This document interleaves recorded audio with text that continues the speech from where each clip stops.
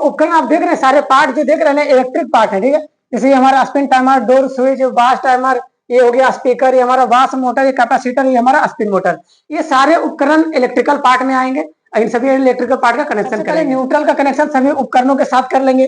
तो ये जो हमारे न्यूट्रल और फेज से चलने वाले उपकरण है, तो इस वॉशिंग मशीन के अंदर में सिर्फ 3 ही उपकरण है, ठीक है।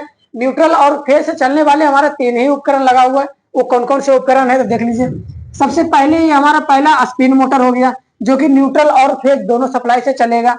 दूसरा हमारा ये वाश मोटर हो गया, ठीक है। दूसरा हमारा ये वाश मोटर हो गया, जो कि न्यूट्रल और फेज दोनों सप्लाई देने पर ये चलेगा। तीसरा हमारा ये हो गया बर्जर। तीसरा हमारा हो गया बर्जर मतलब स्पीकर। ये भी उपकरण हमारा ये है जो कि न्यूट्रल और फेज दोनों सप्लाई से ये काम कर जाएगा, ठीक है। तो चलिए इन तीनों उपकरणों में सबसे पहले न्यूट्रल की वायर को जोड़ देते हैं। तो यहाँ से न्यूट्रल की वायर को लेंगे और ये हमारा स्पिन मोटर है, स्पिन मोटर के कॉमन वाले पॉइंट पे न्यूट्रल को जोड़ देंगे, ठीक है।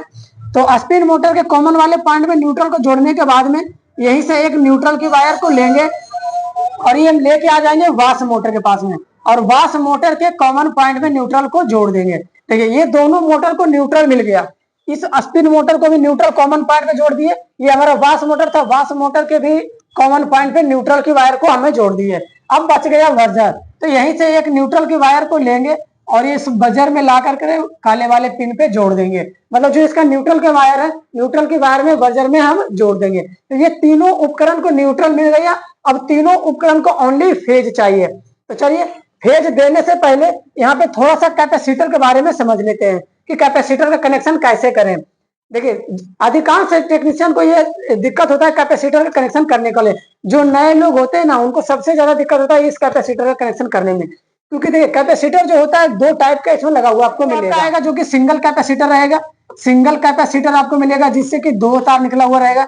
इस मोटर के लिए अलग लगा हुआ रहेगा और इस वाली मोटर के लिए अलग आपको लगा हुआ मिलेगा। मतलब दोनों मोटरों के लिए अलग अलग कैपेसिटर लगा हुआ मिलेगा, जिसको हम बोलते हैं सिंगल कैपेसिटर, ठीक है। तो आपको सिंगल कैपेसिटर भी अलग अलग लगा हुआ मिल सकता है। यहाँ पे जो है ये कैपेसिटर है कंबाइंड कैपेसिटर, इसको हम बोलते हैं कंबाइंड कैपेसिटर, मतलब डबल कैपेसिटर भी इसी को बोलते हैं। ये कैपेसिटर में होता क्या है कि एक ही कैपेसिटर से टोटल 4 वायर निकले हुए होते हैं। ये हमारे वाश मोटर के चलाने के लिए है और ये जो 2 वायर हैं, ये 2 वायर हमारे स्पिन मोटर को चलाने के लिए है।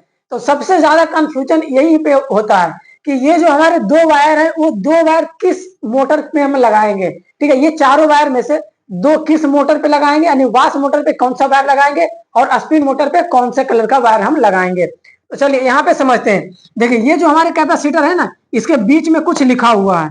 यहाँ पे देख पा रहे होंगे, इसके बीच में ये लिखा हुआ रहेगा कि कौन सा जो वायर है किस मोटर पे लगेगा।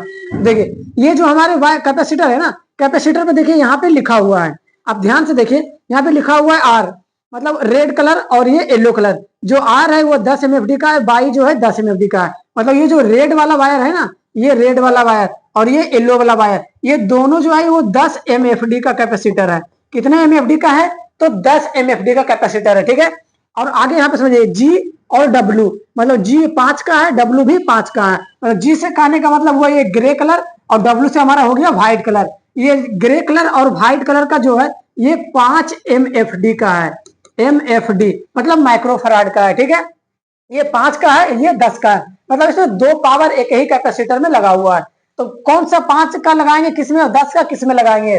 तो थोड़ा सा आप यहाँ पे ध्यान रखिएगा कि जो हमारा वाश मोटर होता है ना, वो थोड़ा ज्यादा पावरफुल मोटर होता है, ठीक है। किसकी तुलना में, तो ये स्पिन मोटर की तुलना में जो हमारा वाश मोटर होता है वो ज्यादा पावरफुल होता है और स्पिन मोटर जो होता है वो थोड़ा कम पावरफुल होता है। कहने का मतलब हुआ कि ये जो हमारा वाश मोटर होता है ये थोड़ा ज्यादा कैपेसिटी का होता है और ये जो स्पिन मोटर होता है थोड़ा लो कैपेसिटी का होता है, ठीक है।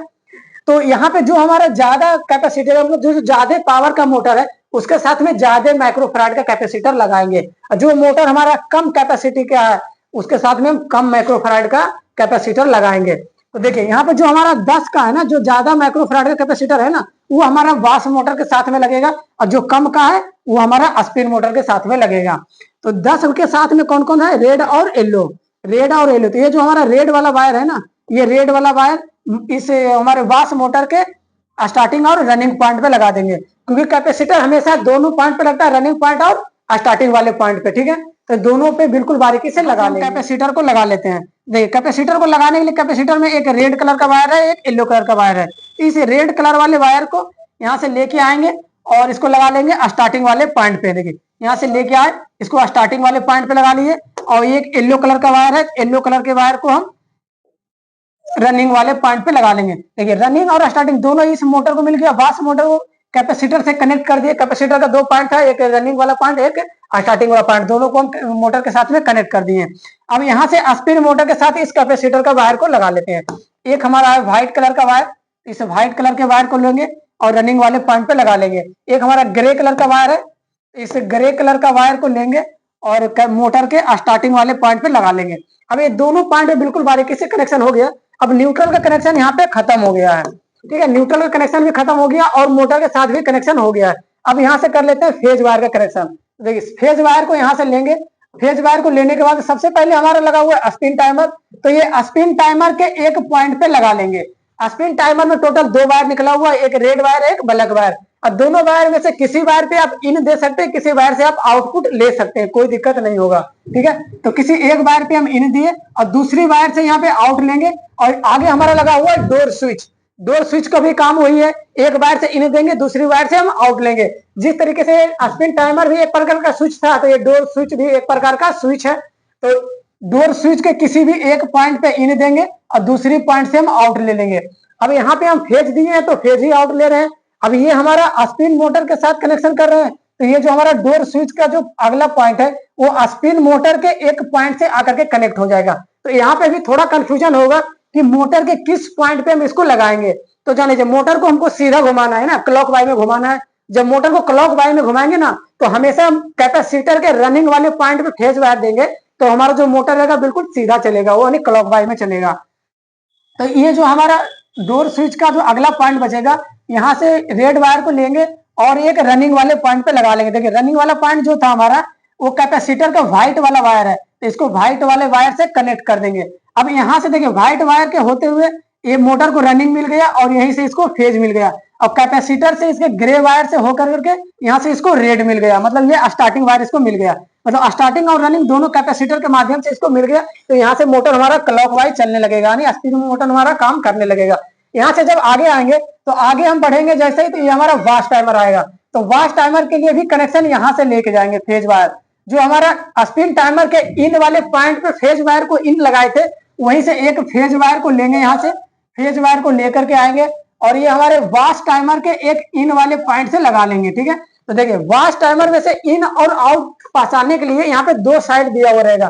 देखिए ये जो हमारा वाश टाइमर है, वाश टाइमर में दो साइड एक वायर है, फिर ये दो साइड एक वायर, मतलब दोनों साइड में दो दो वायर लगा हुआ है।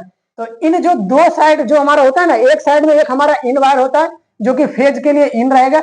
जैसा कि यहाँ पे देख पा रहे हो, ये जो ब्लैक वाला वायर है टाइमर के, टाइमर का जो ये ब्लैक वाला वायर है, ये हमारा इन वायर हो गया, इसमें फेज हम इन देंगे। जस्ट इसके बगल में एक ऑरेंज कलर का वायर है, ये ऑरेंज कलर आउटपुट वायर होता है जो कि बर्जर के लिए होता है। यहाँ पे बर्जर में ले जाकर के इसको लगा देंगे। तो अब यहाँ से देखिए दो वायर का कनेक्शन हो गया, एक हमारा इन वायर हो गया, एक हमारा बर्जर के लिए वायर निकल गया। पहचानेंगे कैसे कौन सा वायर किसका, इसके लिए हम अलग से एक वीडियो बनाए हुए हैं जिसमें कि हम बिल्कुल बारीकी से बताए हैं कि किस वायर का प्रयोग कहाँ पे करेंगे और वायर को कैसे पहचानेंगे। ठीक है, इसके लिए हम अलग से वीडियो बनाए हुए, आप यूट्यूब चैनल पर जाकर के देख सकते हैं। चलिए इसमें देखिए दो वायर यहाँ पे बच गया है, जो कि एक रेड कलर का है, एक येलो कलर का है। तो ये दोनों वायर जो है ना, ये रनिंग और स्टार्टिंग का वायर है। तो ये जो रनिंग का स्टार्टिंग वायर है, ये दोनों वायर हमारे वाश मोटर पे आएगा। ठीक है, तो वाश मोटर में भी दो वायर बचा हुआ है, रनिंग और स्टार्टिंग, जो कि कैपेसिटर जिसपे हम लगाए हुए हैं। इसी दोनों वायर पे ला करके ये जो हमारा वाश टाइमर का वायर है, दोनों वायर कनेक्ट हो जाएगा। रेड वायर को लेंगे, एक हम स्टार्टिंग वाले वायर पे लगा लेंगे, ये येलो कलर का वायर लेंगे और रनिंग वाले पे ला करके लगा लेंगे। अब यहाँ पे देखिए ये दोनों वायर बिल्कुल कनेक्ट हो गया वाश मोटर के साथ में। ठीक है, जो टाइमर का दो वायर बच रहा था। अब ये काम कैसे करेगा, तो ये जो हमारा टाइमर है, ये टाइमर का काम ही होता है कि कुछ सेकंड के लिए रेड वायर पे करंट देगा, कुछ सेकंड के लिए येलो वायर पे करंट देगा। ठीक है, तो जैसे इसमें दोनों वायर पे करंट आएगा, रनिंग पे भी करंट आएगा और स्टार्टिंग पे भी करंट आएगा। जब रनिंग पे करंट आएगा तो मोटर हमारा सीधा चलेगा, स्टार्टिंग पे जैसे ही करंट आएगा तो मोटर हमारा उल्टा चलेगा। यहीं से सीधा और उल्टा काम करने लगता है, मतलब क्लॉकवाइज और एंटी क्लॉकवाइज घूमने लगेगा। तो यही प्रोसेस होता है जो वॉशिंग मशीन का पूरा कनेक्शन बिल्कुल इसी तरीके से किया हुआ रहेगा।